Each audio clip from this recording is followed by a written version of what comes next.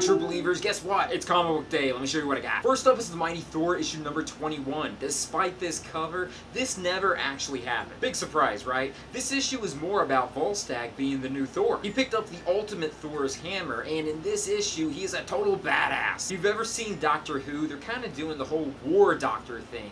In this case, he's the War Thor. And to be completely honest, I like his character like this. X-Men Gold issue number 8, Secret Empire Part 2. New York has been trapped in a dark force bubble, and unfortunately, there's a mutant serial killer stuck in the mansion. This issue isn't incredibly super awesome, but there is a lot of politics in play, especially at the very end. In fact, something happens that is very relevant to anyone who lives in the US and certain policies being passed. Superwoman issue number 12, Rediscovery Part 3. There's a lot of personal drama going on with Lana Lang and John Steele, but the main focus of this story, at least in my opinion, is that Lana Lang really does discover her true superpower, which they've always been there, but now she's really discovering that the powers are within her herself. So super kudos on that, where the powers are within her and not just a product of her suit. Superman issue number 27, Declaration Part 1. Superman, Jonathan, and Lois all go on a family vacation, and everything seems so nice and sweet, almost like this is a downtime issue. But you just know that something's going to end up happening, because this is only the first part to this story. Although really not a whole lot happened in this issue, but I am hoping at least something will happen. Supergirl issue number 11, Escape from the Phantom Zone finale. As you can guess from the title, Supergirl and Batgirl were stuck in the Phantom Zone. And yes, no major spoiler, they do escape. We all knew that was going to happen, but they did build up to this. And I gotta say, I love Supergirl's new personality in this comic book series.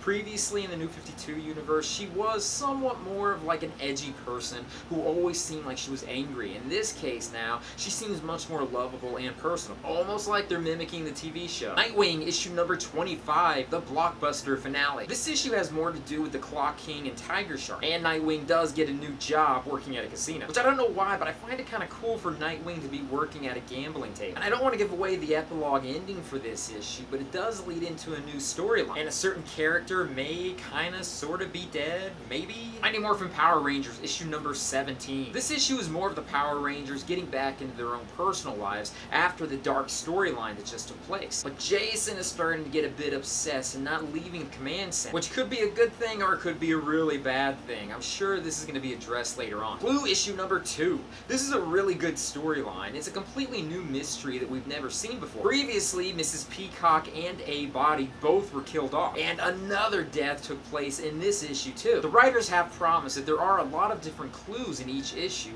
as to who the murderer is. Unfortunately, after rereading the second issue a second time, even after I read the first issue 2 or 3 times, I still have yet to really see any major clues. So I am very curious as to what's happened. Finally, I read Astonishing X-Men issue number 1. This is worth it, if anything, just to have Gambit and Bishop back on the same team together. I'm a huge fan of both of their characters. I'm not really quite sure how Mystique is going to play into everything, but I'm sure it's going to be explained later. This story itself opens up with Psylocke having some sort of psychic issue with a villain that's going to be explained later on, which I guessed it from like a mile away that this psychic villain was going to be involved in this. Personally though, I am a fan of this villain, so I'm glad that he's being brought back in. Although the huge reveal at the very end of this issue, I'm really curious how this is going to play out in the Marvel Universe as a whole. Although it could be a total psych out, which every comic book in the past has done stuff like this, so who knows. But that's my comic load for this week. What'd you guys get? Leave comments down below and let me know. But with that, I'll leave you guys. Thank you guys for joining me in this video. Be sure to check out my Patreon site, my social media sites, my websites, and everything else out there.